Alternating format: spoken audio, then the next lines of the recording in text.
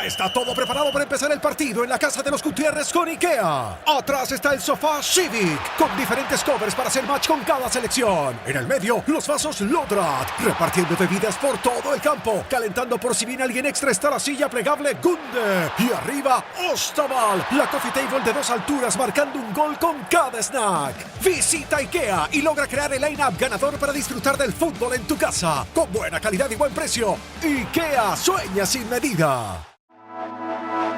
Ser podcast.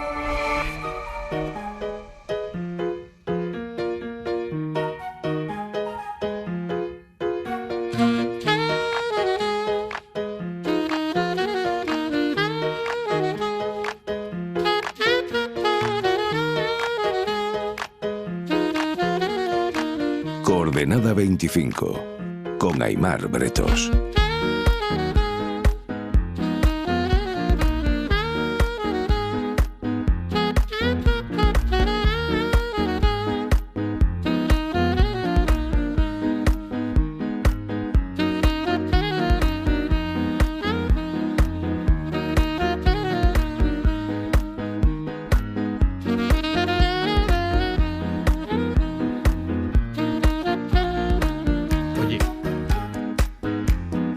Pablo Simón, buenas noches. Buenas noches. ¿Qué me traes hoy? Bueno, pues hoy vamos a hablar sobre si las cabalgatas... Es que tienes una capacidad increíble de llamar mi atención. Es que ya te tengo pillado el título, punto. lánzalo. El título es: ¿nos vamos a quedar sin cabalgatas de Reyes Magos? ¿Los niños son una especie en vías de extinción? Claro, es que Justifique la respuesta. justifique su respuesta. Pablo Simón, ¿el mundo está perdiendo ya población?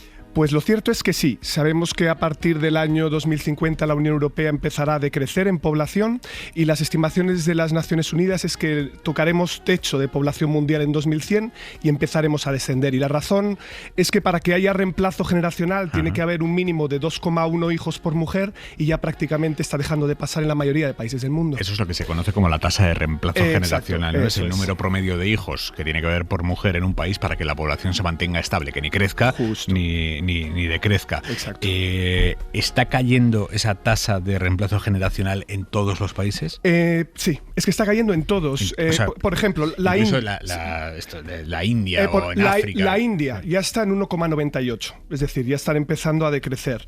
Turquía o Nueva Zelanda están ya en un 1,5, Estados Unidos 1,6, España 1,1, Corea del Sur 0,8. Aimar, este año han cerrado 49 escuelas en Corea del Sur porque no hay niños. Sí.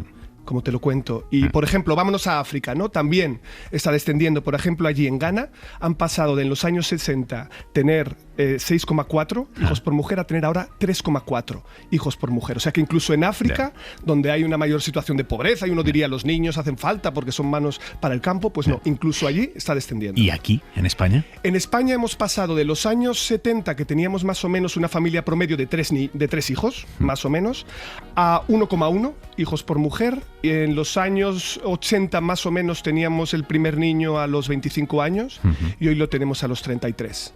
Es decir, aquí también está pasando. O sea, si siguiéramos con una tasa de reposición de 1,1, o sea, llegaría un momento en el que la población se extinguiría. Sí. Es decir, efectivamente llegaría un momento en el cual dejaría de haber seres humanos en el planeta Tierra. Claro. Esto, o sea, ¿con qué tiene que ver el hecho de que tengamos hijos cada vez más tarde? Esto es porque, o sea, quiero decir, tenemos hijos cada vez más tarde y esto hace que tengamos menos margen para volver a intentar. Claro, eso está claro, ¿no? Es decir, el retraso en la edad del primer hijo implica que uno tiene menos margen. Obviamente no es lo mismo tener un niño a los 20 que a los 30 años, ni siquiera el cuerpo es igual. Pero es muy importante recordar cuál es el factor que está detrás del gran cambio, que tiene que ver con la modernización. Y permíteme un símil, Aimar. Una pirámide es un monumento funerario, ¿no? En realidad se enterraba a los faraones. Bueno, pues la pirámide demográfica, como nosotros la conocemos tradicionalmente, que es mucha gente en la base y muy poca en la cúspide, implica un país en el que nacen muchos niños, pero muy pocos llegan a viejos. Entonces es lógico que cuando un país se moderniza, cambie esa lógica. Tenemos hijos que viven más. Tenemos menos hijos porque invertimos también más en ellos. La mujer se emancipa, deja de ser una mera criadora en el hogar, entra en el mercado de trabajo, cambia sus decisiones reproductivas, se normaliza el control reproductivo, los preservativos, aparece también el aborto, cambian los valores. La gente empieza a realizarse de otra manera que no tiene solo que ver con el tener un niño. O sea, que tener hijos ha dejado de ser un objetivo vital. Para una parte de la población sí, pero luego cuando vamos a las encuestas encontramos una paradoja curiosa, que es que cuando tú preguntas a los españoles cuántos no quieren tener hijos, solo un 10% te dice que no quiere tener hijos. Solo 1 de cada 10. Solo 1 de cada 10. Si vas a la edad más o menos entre los 30 y los 40 años, que es como la edad fértil, ahí te dicen que la mayoría de los españoles quieren tener 2 hijos. Entonces, claro, aquí la gran pregunta es, ¿qué es lo que ocurre en España para que la gente quiera tener más hijos de los que realmente vemos? Y sobre todo, ¿qué colectivos son los que tienen mayor desacople entre los que quieren tener y los que realmente tienen? ¿Y tienes respuestas para eso? Hay una respuesta que además nos conecta con lo que vimos en el anterior coordenada, que es que hombres con menos estudios y mujeres universitarias son los 2 colectivos que tienen mayor desacople entre los hijos que quieren tener y los que realmente tienen. Y yo creo que, de nuevo, esto tiene algo que ver con el mercado matrimonial. De la natalidad se explica por, por la dificultad para emparejarse. Esos 2, sí, eso tiene algo que ver, Piensa desde la siguiente perspectiva, ¿no? Una mujer universitaria tiene unas expectativas que tienen que ver, por ejemplo, con su desarrollo profesional, ¿vale? Evidentemente, y esto es algo desgraciado porque sigue ocurriendo en España, entre los 30 y los 34 años tienes que tomar una decisión. ¿Priorizas tu carrera profesional o decides tener hijo? Esto en España supone un coste importante porque sabemos que cuando la mujer tiene el hijo es cuando la brecha salarial aumenta más. Pero además la mujer busca lo que llamamos en sociología homogamia, que es decir, alguien que tenga equivalencia en términos de expectativas, de nivel de estudios. Claro, hay menos hombres de esas características y eso dificulta el emparejamiento de las mujeres con este perfil. Vámonos al otro lado, que es el caso de los hombres con menos estudios. Los hombres con menos estudios muchas veces tienen hábitos de vida menos saludables. Implicación, mayores tasas de infertilidad. Además, comportamientos sociales más anómalos. Por ejemplo, lo que hablábamos de los incels el otro día, ¿no? La misoginia. Claro, esto por definición te dificulta el emparejamiento. Por definición. Por definición. Ergo, nos encontramos otra vez con que cae la tasa de natalidad en esos colectivos en concreto. Y se presenta muchas veces a los inmigrantes como esas personas que van a venir a taparnos el agujero demográfico. ¿Eso es así? Es un error. Es un error por algo muy fácil de comprender. Cuando hay reagrupamiento familiar y llegan migrantes a España, evidentemente ellos han tenido más hijos en origen, ¿vale? Que las familias medias. Pero cuando haces estudios y compruebas qué es lo que ocurre una vez ya están asentados en España, se cierra el margen y tienen tan pocos hijos como tienen las españolas. Dependiendo del origen, tardan más o menos en acoplarse a esa lógica. ¿Pero por qué es esto? Pues porque obviamente están en una sociedad en la que responden a incentivos. Y si los incentivos que existen en España para la conciliación o para tener una familia con expectativas saludables o para la crianza son tan malas, pues obviamente ellos se ajustan en consecuencia. Vamos a sumar a la conversación a Héctor Cebolla. Buenas noches. Hola, ¿qué tal? ¿Cómo estáis? Que es investigador científico en demografía del Consejo Superior de Investigaciones Científicas. Sabemos que criar a un hijo supone una inversión económica alta, eso sin duda, pero también supone una inversión de tiempo. Y no sé si es una impresión, pero cada vez vemos más padres y madres que pasan más horas con sus hijos. ¿Se ha disparado esa dedicación de tiempo respecto a cómo era hace 10, 20, 30 años? En prácticamente todos los países en los que se conoce el uso del tiempo a través de las encuestas de uso del tiempo, pues el tiempo que padres pasan con hijos, tanto en cuidados rutinarios, mecánicos, digamos, de rutina diaria, como en tiempo de estímulo, de juego, de acompañamiento, tiempo activo, ¿no? De calidad, se ha disparado sobre todo entre los universitarios, pero se ha disparado en todos los grupos de la sociedad, sí. ¿Y esto es porque queremos o porque la sociedad nos lo exige? Bueno, esta es una buena pregunta. A ver, casi todos los países hacen antes o después una transición entre el número de hijos que la gente tiene y lo que se podría llamar de una manera un poco políticamente incorrecta, perdonadme, que es la calidad de los hijos, ¿no? Una transición de muchos hijos a menos hijos, pero en los que invertimos más, ¿no? Y esto es un fenómeno, digamos, bastante convencional, ¿no? De salud demográfica en las sociedades avanzadas, ¿no? Entonces tiene mucho que ver con esa aspiración a que todo el mundo tiene legítima que sus hijos pues tengan, maximizar sus opciones de éxito en el futuro, ¿no? Y es un fenómeno, es un comportamiento parece que bastante voluntario, que se impone un poco porque sabemos que la competición en la sociedad es difícil y queremos maximizar el éxito de nuestros hijos en el futuro, ¿no? Es normal. Oye, Héctor, ¿hay algún tipo de pauta específica de los países del sur de Europa? Es decir, como tenemos una sociedad en teoría más familiarista, ¿ahí las redes familiares también tienen algo que ver o es más bien que hay como mucha desigualdad y esto hace que invirtamos mucho en la crianza de los hijos? ¿Hay algo específico que hace que nosotros, por ejemplo, Italia y Portugal, seamos más parecidos? Sí, a ver, en general este modelo como de crianza intensiva que esquilma mucho los recursos, digamos, individuales, ¿no? El tiempo es un recurso, pero también cualquier otro recurso, ¿no? El dinero, en fin, cualquier recurso familiar es más común, o sea, es universal, ¿eh? No digamos que se está adoptando en todo el mundo, pero está siendo más común o es más intensivo o más gravoso en los países que son más desiguales. Y es natural, porque claro, en esos países es en los que hay más incertidumbre hacia el futuro sobre la posición final de los niños, ¿no? Pueden acabar muy, muy bien o muy, muy mal, ¿no? Entonces, parece que la crianza intensiva es un modelo más prevalente o más gravoso en los países más desiguales frente a los menos desiguales como los países escandinavos donde hay. No quiere decir que no haya modelos de crianza intensiva que se hayan impuesto con mucha fuerza, pero sí que son un poco más laxos. Dedicamos cada vez más tiempo a criar a nuestros hijos bien, que estén correctamente estimulados, que estén bien construidos, que estén programados para el éxito.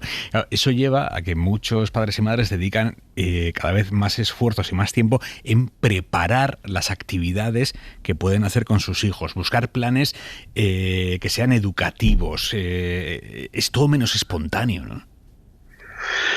Bueno, sí, o sea, es paradójico que por una parte la reproducción se ha naturalizado mucho, ¿no? Con esta creencia un poco en lo intemporal, ¿no? La lactancia, el apego, el exoembarazo, ¿no? El cuidado, digamos, directo de padres e hijos.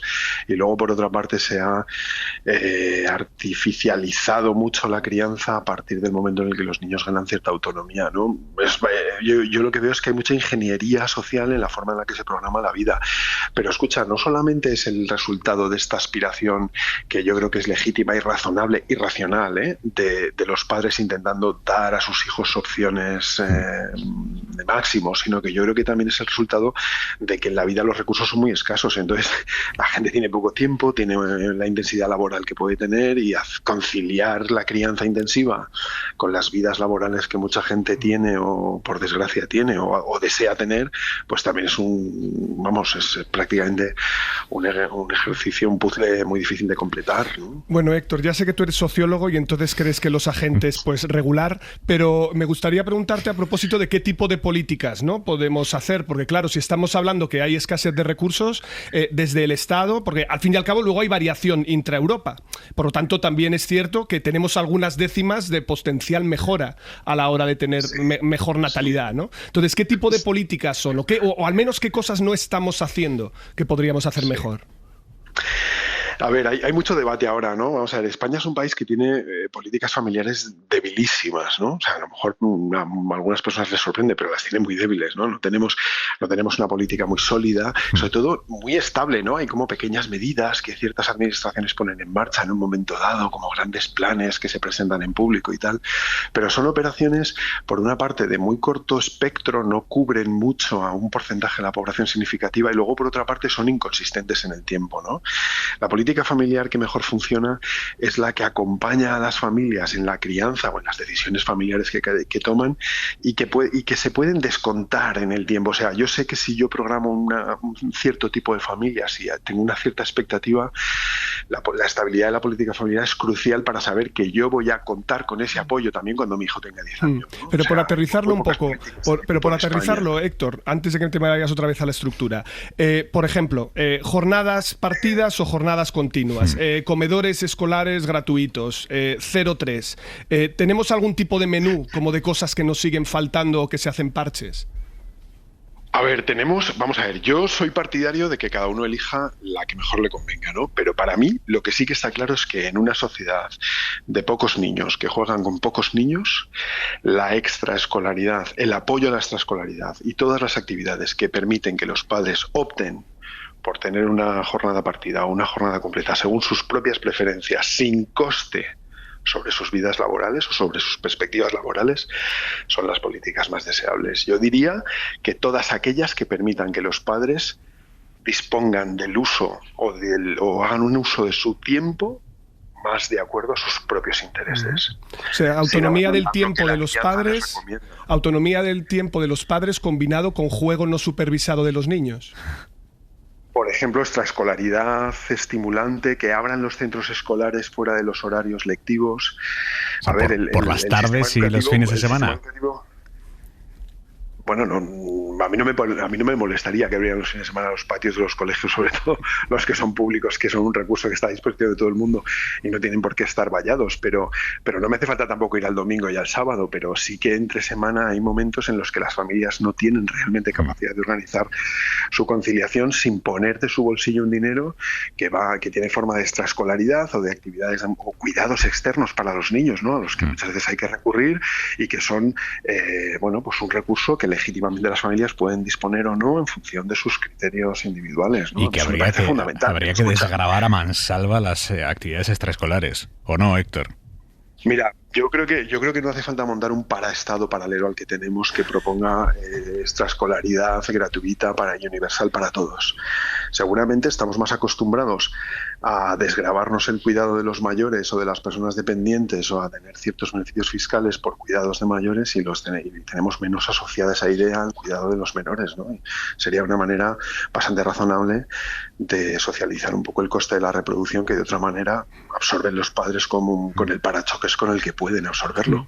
Pablo, yo te pregunto, y vuelvo a ti, Héctor, pero ¿tener hijos se ha convertido en un símbolo de estatus? Bueno, lo cierto es que termina siendo algo que depende mucho de los recursos y sobre todo de la inversión que tú puedes hacer, pero yo me atrevería a decir que tenemos como una especie de forma de U, ¿no? Es decir, depende de las expectativas de la inversión, te puedes permitir tener muchos hijos si tienes muchos recursos a nivel de la inversión que tú estás pensando tener, es decir, las familias más conservadoras tienen muchos, precisamente porque saben que disponen de los recursos para la máxima inversión, y los que tienen menos recursos, al revés. Los tienen me ponen los pelos de punta que hablas de los hijos como inversión. Pero es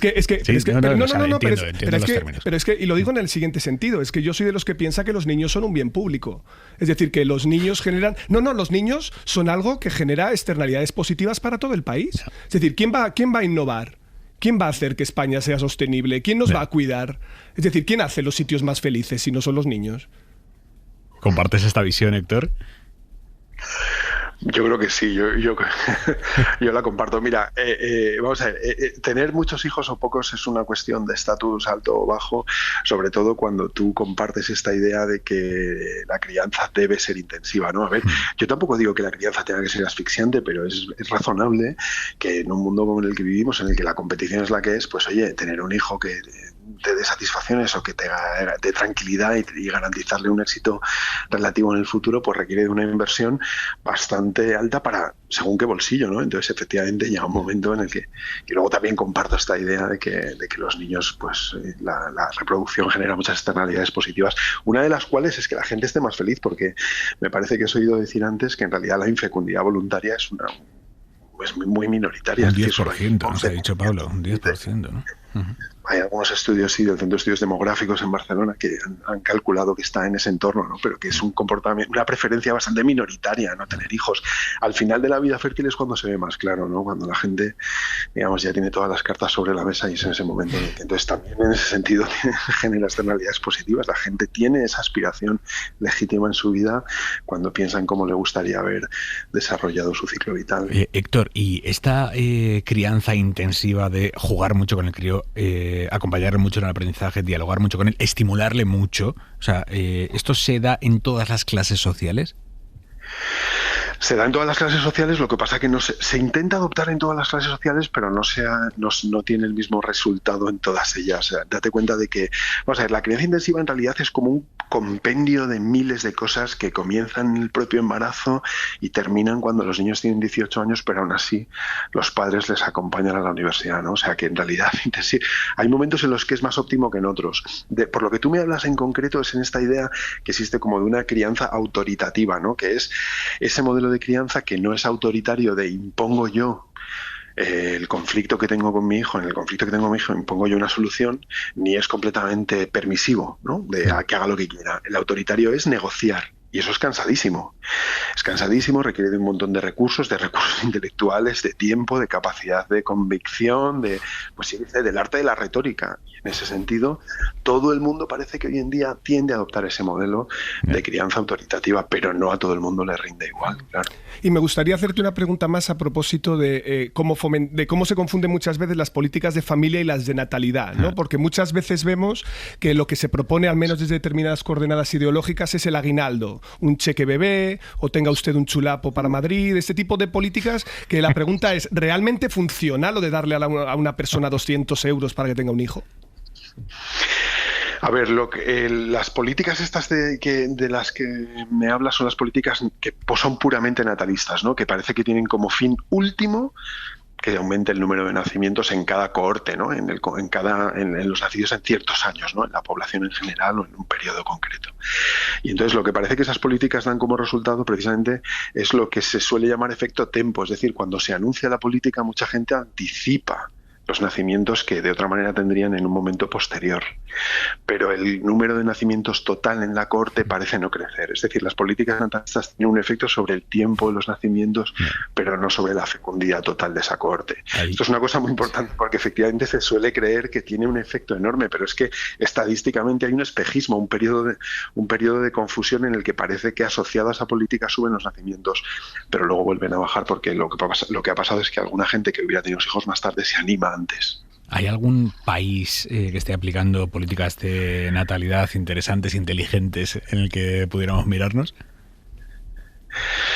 A ver, es que yo creo que lo más importante no es mirar a las políticas de natalidad, es que para mí ese es el error, ¿no? Lo que hay que mirar es las políticas de familia. Lo que hay que hacer es que la gente pueda ejercer su derecho o su preferencia individual a desarrollar el ciclo vital de su vida como le dé la gana, ¿no? O como sus preferencias le impongan, ¿no? Vale, ponme ejemplos de buenas políticas de familia, entonces. Bueno, yo creo que políticas de familia son también un repertorio inmenso de cosas, ¿no? Pero yo creo que Pablo antes ha mencionado a Francia, que es un buenísimo ejemplo porque está cerquísima de nosotros y porque nos podríamos parecer a ellos por muchas cosas. Es verdad que los franceses siempre han hecho pensar que no son un país latino y en el 75% de Francia lo son, ¿no? Entonces podríamos aspirar a ser como ellos. Pero Francia, una de sus virtudes que ha tenido es un gasto en familia muy voluminoso, pero sobre todo, lo que os decía al principio, sostenido en el tiempo. Es que las políticas de familia no pueden ser una ocurrencia electoral. Tienen que ser una cosa que yo me socialice en la idea de que cuando yo sea padre, cuando yo tenga un hijo, cuando me emancipe, cuando forme un hogar, voy a contar con este tipo de recursos. Voy a contar con este tipo de ayudas al alojamiento. Voy a contar con este tipo de cuidados a los menores hasta los 6 años. En fin, ese tipo de cosas que son el sentido común funcionan cuando tienen la estabilidad suficiente para que todo el mundo viva en la idea de que eso es parte de lo que existe en el repertorio de ayudas con las que se cuenta siempre. Héctor Cebolla. Nadie piensa que las pensiones... ¿Sí?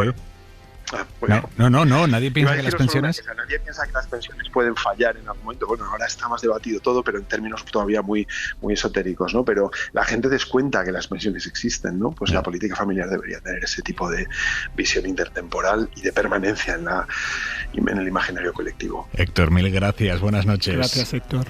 Venga, hasta pronto. Chao. Para no perderte ningún episodio, síguenos en la aplicación o la web de la SER, Podium Podcast o tu plataforma de audio favorita. Ya está todo preparado para empezar el partido en la casa de los Gutiérrez con IKEA. Atrás está el sofá Civic, con diferentes covers para hacer match con cada selección. En el medio, los vasos Lodrat, repartiendo bebidas por todo el campo. Calentando por si viene alguien extra está la silla plegable Gunde. Y arriba, Ostaval, la coffee table de 2 alturas marcando un gol con cada snack. Visita IKEA y logra crear el line-up ganador para disfrutar del fútbol en tu casa. Con buena calidad y buen precio. IKEA, sueña sin medida.